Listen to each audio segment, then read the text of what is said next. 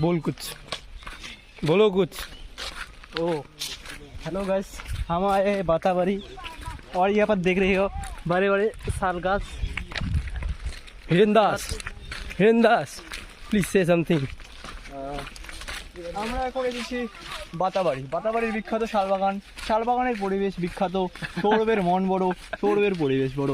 তো আমরা আজ সারাদিন এটাকে এনজয় করব এবং আমরা এখন যাচ্ছি নদীতে স্নান করতে। কুর্তি নদী, নদী হচ্ছে কুর্তি নদী।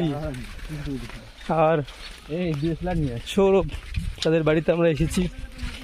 কেমন সৌরভ লাগছে? কিছু বলো। কি বলবো, আজকে ঘোরার তো সময় নেই, বিকাল হয়ে গেল, কালকে ঘুরবো। এটাই এই জায়গাটার নাম কি, ফরেস্টের নাম? এই যে আমাদের কিশোর টপার দিয়ে কিছু বলুন।